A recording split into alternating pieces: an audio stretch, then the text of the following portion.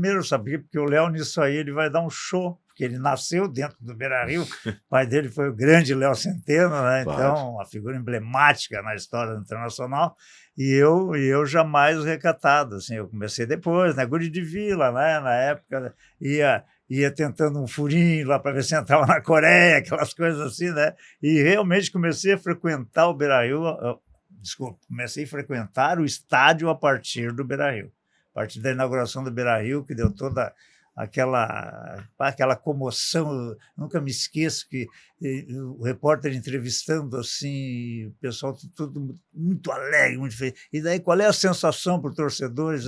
A sensação é que eu saí de um barraco caindo os pedaços lá na favela e vim para um bangalô no centro de Porto Alegre, exatamente. Então, essa era a sensação. E isso ficou muito marcado na minha vida. E quando eu entrei primeira vez no Beira-Rio, aquele estádio assim, era inacreditavelmente verde, aquela grama, era um negócio impressionante, né? Eu só tive aquela sensação depois, muito depois, quando o nosso querido Léo Centeno Júnior, que está aqui, ele foi vice-patrimônio e começou a cuidar do nosso gramado, e mesmo com aqueles shows fantásticos que aconteceram na sequência, ele conseguia, não sei como, deixar no próximo final de semana o gramado em condições de jogo. Isso foi um trabalho realmente do Léo. Agora tu sabe, né, antes do Léo falar um pouquinho dessa relação dele com o Beira-Rio, e óbvio, eu conheço a história da família do Léo, mas a gente tem que perguntar, porque as coisas têm que ser ditas aqui. Agora, eu me lembro da primeira vez que eu fui no Beira-Rio também, foi num Grenal, eu devia ter uns 4, 5 anos, e a coisa que mais me chamou a atenção, como essa grama é bonita e bem cortadinha. E outra, tá, uma coisa é eu com 4, 5 anos, outra coisa é o Messi jogar no Beira-Rio e dizer, pô, isso é grama de primeiro mundo. Todo mundo que vem aqui fala do gramado, da drenagem do Beira-Rio. Hoje a gente vê tantos clubes com tantas dificuldades em manter o seu gramado e o nosso palco, porque o nosso palco acaba sendo o gramado. Ele é um dos melhores, se não for o melhor do Brasil, né? Não, ele é sensacional, né? O cuidado que tem com a equipe, né? Que é chefiada pelo Leandro, uma pessoa que está há muito tempo lá, é sensacional. A Maristela também tem um cuidado com o gramado, como com todos que ela trabalha. Enfim, o gramado do Beira-Rio é sensacional, o equipamento é de primeira geração, é sensacional, tudo muito bom. Tudo muito bom. O que nós temos que fazer é manter, né? Jogadores. E já era antes da reforma também, porque sempre foi muito elogiado, né? E aliás, um dos receios na reforma era esse, se vai continuar tendo essa qualidade de drenagem e tudo mais, né? Na realidade, tem histórias fantásticas, por exemplo, do ex-presidente Geraldo Hermann e do Carlos Stechmann, trabalhando na grama, trazendo essa grama de outros lugares, o plantio dela. Então, isso vem lá dos anos 70, dos anos 60, dos anos 70. E esse cuidado. E aí que tem a história bacana, que eu acho que vale a pena. Não tem a questão da ruptura, né? Tem a questão de uma corrida de bastão. Um vai passando para outro, vai passando para outro, vai passando para outro. Né?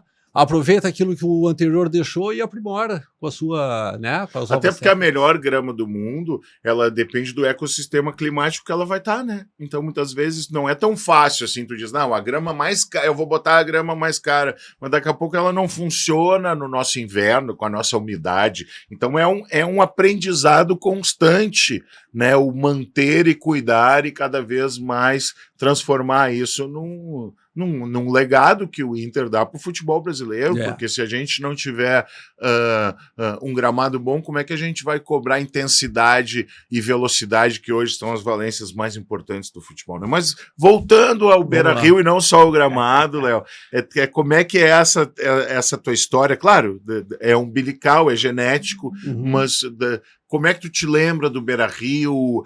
Tem muito a ver. Eu sempre digo isso. A minha relação com o Inter, ela passa muito pela relação que eu tenho com meu pai e que eu estou construindo hoje com meu filho. Então, para mim, os laços que eu construí familiares, eles é o que potencializaram a minha paixão pelo Esporte Clube Internacional. No teu caso, é assim também? Sim. Ou o teu velho te botou uma arma na cabeça? Não. Na realidade é o seguinte, eu venho de uma família onde a minha mãe, de origem alemã, muita gente gremista, né? Mas o meu pai, muito colorado, muito colorado. né? E eu tive o privilégio, o velho já em 68, 69, ele já estava na diretoria, né? Ele está no álbum de figurinha da inauguração do Gigante. Ele era tu tem esse álbum? Tenho. Tem. Tenho vários, aliás. Tem a foto um acrílicozinho para ninguém pensar ele, só na paga realidade, ele era o vice-presidente mais jovem daquela turma. Legal. Então eu recebo fotos de tudo que é lado, com ele no meio daquela turma fantástica. Sim. Né? Umas pessoas que resolveram construir o Gigante sobre as águas, né? Um estádio sobre as águas. Então, mano, o que eu me lembro? Eu me lembro já de 68, 69, eu já estava lá dentro, né? Já participei um pouco disso, assisti alguns jogos nos Eucaliptos e tal. Mas em 69 eu estava com toda a família na inauguração do Beira-Rio. E desde então é a minha segunda casa. Um compromisso, né? Não era um convite, era uma convocação. Mas assim, ó, era tão bacana acompanhar o velho, cara, que era um prazer, entendeu? Sem dúvida. E eu tive o privilégio dos anos 70 ficar toda aquela década junto.